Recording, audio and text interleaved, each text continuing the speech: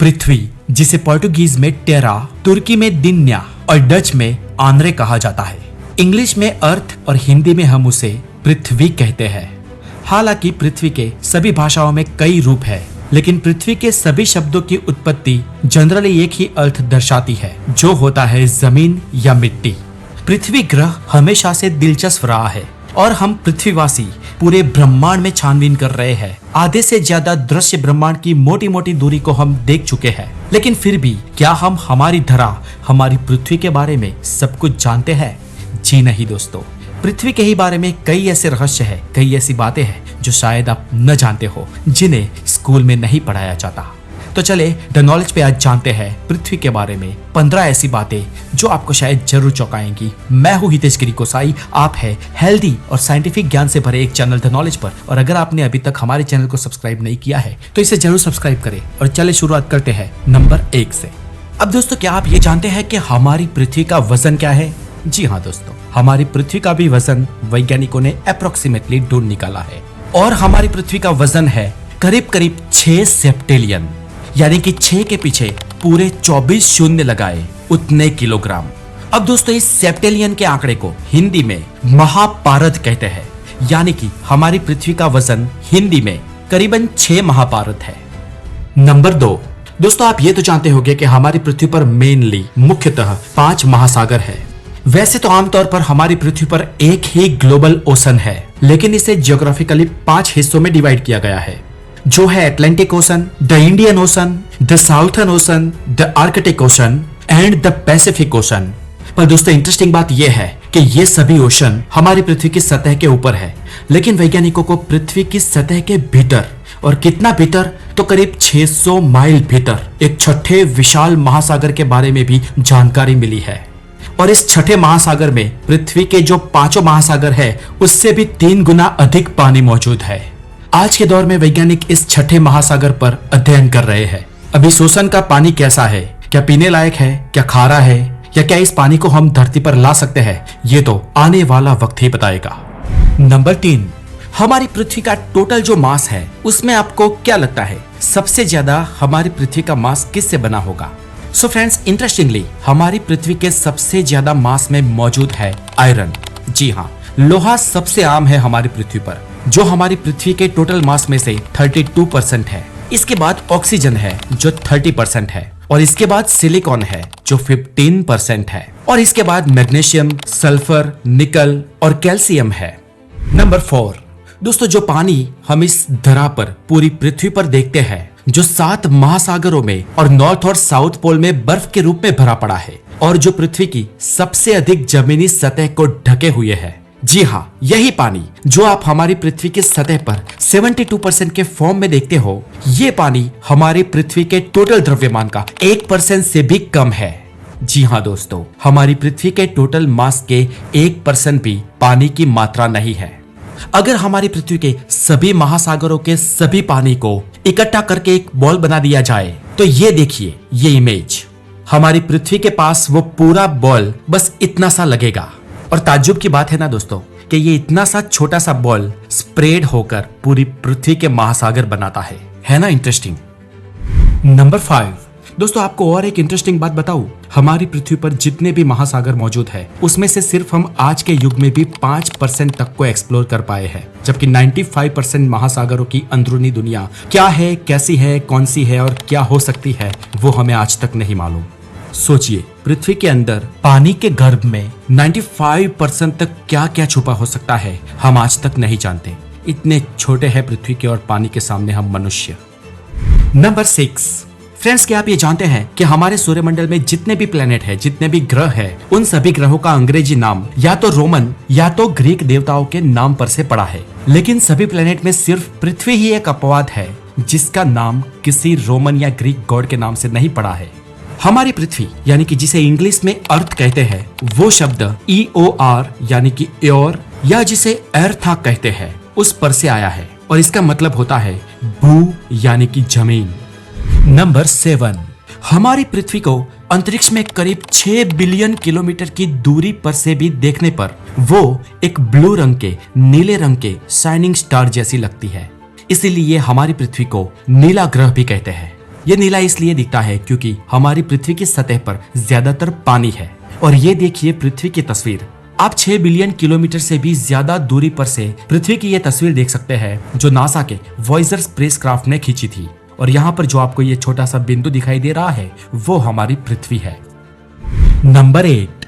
और दोस्तों एक इंटरेस्टिंग खबर सुनिए। पृथ्वी पर अब तक बहुत सारी प्रजातियां आई है। आज की डेट में पृथ्वी पर जितनी भी अलग अलग स्पीसीज है, जितने भी टाइप के जीव है, जैसे कि हम मनुष्य हो गए, कुत्ता हो गया, बिल्ली, बाघ, वरु, पक्षी की प्रजातियां या सरीसृपों की प्रजातियां, इन सभी स्पीसीज की गणना कितनी है आपको पता है?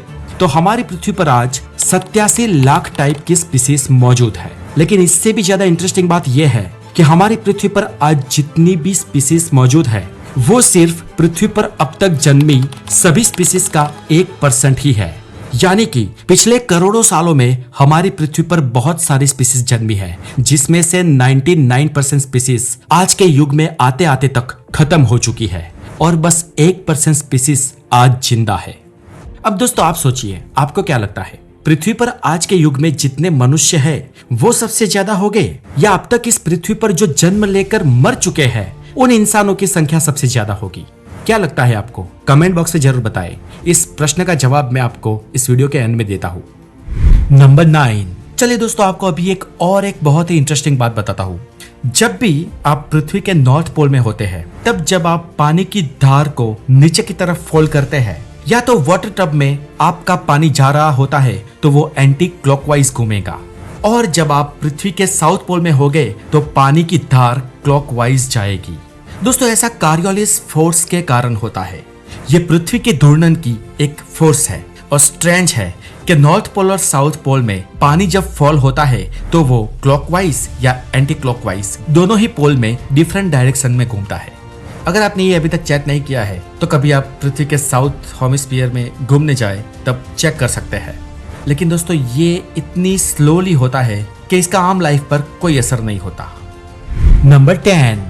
दोस्तों हमारी पृथ्वी पर हमने अलग अलग ओशंस के नाम दिए हैं, जैसे कि Indian ocean, Atlantic ocean, Arctic ocean, Pacific ocean.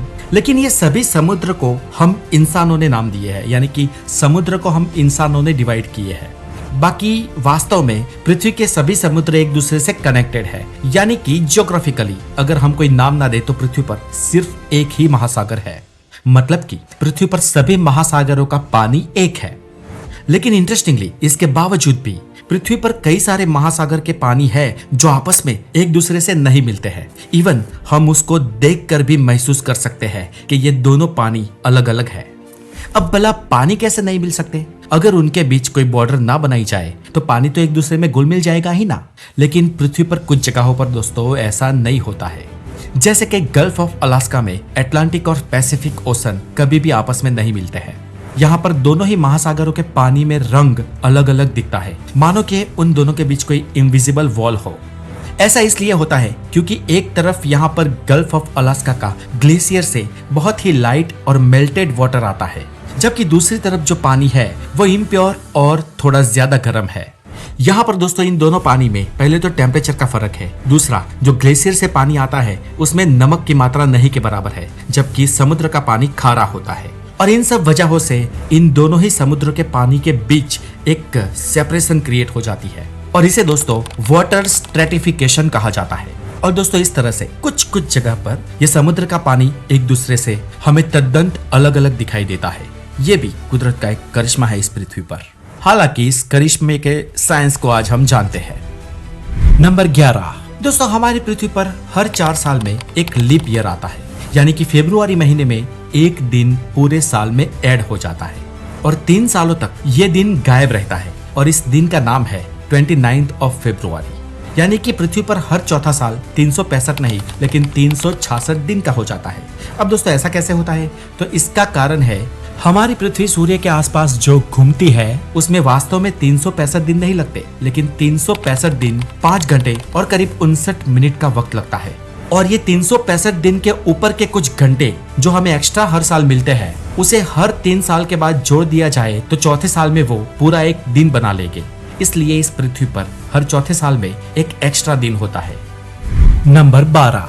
अब दोस्तों जैसे कि जॉर्जियन कैलेंडर में यानी कि इंटरनेशनल कैलेंडर में हर चौथे साल एक नया दिन ऐड होता है, वैसे हमारे हिंदू कैलेंडर में हर तीसरे साल पूरा एक महीना ऐड हो जाता है। दोस्तों आपको बता दें कि हमारे इंडियन हिंदू कैलेंडर को लूनिसोलर कैलेंडर कहा जाता है और इसमें एक साल में सिर्फ 354 दिन ही होते हैं, यानी कि वेस्टर्न कैलेंडर से 11 दिन कम।